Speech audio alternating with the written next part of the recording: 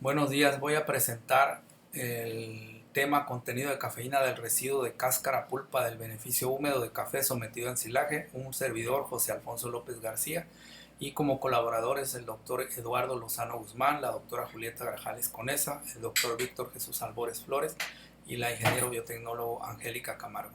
Voy a comenzar diciéndoles que la producción de café en México eh, es una de las principales del mundo y para Chiapas es de los primeros lugares junto con Veracruz y Oaxaca.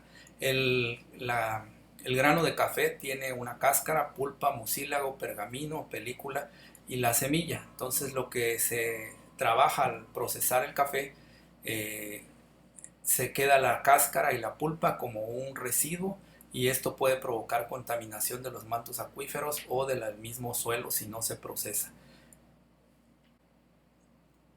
Por ello hay algunas alternativas para su uso como en la fabricación de biogás, biocombustibles sólidos, la vermicomposta, la producción de hongos y también la alimentación animal. Sin embargo, hay ciertas limitantes como el contenido de cafeína, taninos.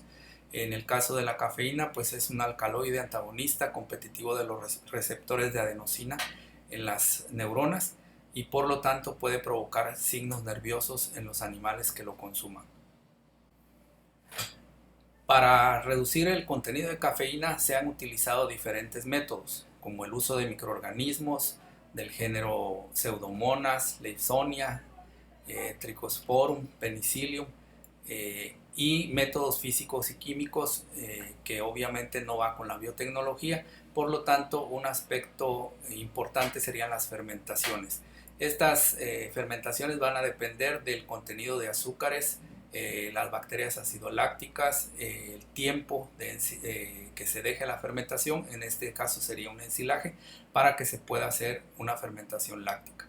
El ensilaje es un método de reducción de antinutrientes como la cafeína, el ácido clorogénico, derivados de taninos, y la pulpa de café se puede adicionar con melaza para que tenga carbohidratos disponibles y se logre esa reducción del contenido inicial de cafeína. Que ha sido hasta por 11.7%. Sin embargo, en este trabajo vamos a tratar de reducir en mayor cantidad, por lo que nosotros pretendemos o pretendimos evaluar el proceso de ensilaje en la disminución del contenido de cafeína presente en los residuos de cáscara pulpa de café en beneficio húmedo. Los materiales y métodos, podemos mencionar que se tomaron las muestras de una finca en Unión Juárez, después se procesaron estas muestras, se hizo una inspección, se revisó el material, se adicionó la melaza, se hizo el ensilaje y se utilizó un método de cuarteo para homogenizar las muestras y posteriormente llevarlas a el proceso de fermentación bajo la sombra. Tuvimos 4 tratamientos por 3 diferentes tiempos. Entonces estos tratamientos dieron origen a que se fueran haciendo determinaciones, las cuales se sometieron a un análisis estadístico. Desde el día 0 hasta el día 180 y con diferentes cantidades de melaza y un grupo testigo. Se tomaron muestras de las diferentes se tomaron muestras de los diferentes ensilajes y pues, se mantuvieron en ultracongelación. Se enviaron las muestras al laboratorio de farmacognosia de la Universidad Juárez Autónoma de Durango y se hicieron determinaciones de acidez, de carbohidratos solubles, de pH, y también la cantidad de cafeína que contenían estas muestras en los diferentes tiempos. Esto de acuerdo a algunas normas y con un equipo HPLC. El análisis estadístico consistió en un análisis multivariado, un análisis de componentes principales. Después se procedió a una contraposición de matrices y las concentraciones del espectro de HPLC se graficaron para obtener las gráficas. Por lo tanto, obtuvimos algunos resultados, de los cuales lo más importante es el el pH que varió, la cantidad de carbohidratos y el ácido láctico. Para nosotros el ácido láctico fue una variable medida de mucha importancia. Y como vemos en el análisis, pues todas las muestras son diferentes, la mayoría de ellas son diferentes, tuvieron, por el análisis de Hotelling, tuvieron diferencias significativas y altamente significativas. Al analizar los componentes principales encontramos que el ácido láctico y los carbohidratos son los dos principales componentes de la explicación de la variable, y en el caso del ácido láctico fue el que mayor peso tuvo. Cabe recordar que han habido varias investigaciones, diferentes autores han encontrado tanto en la cantidad de cafeína disminuida como en las fermentaciones que se ha encontrado.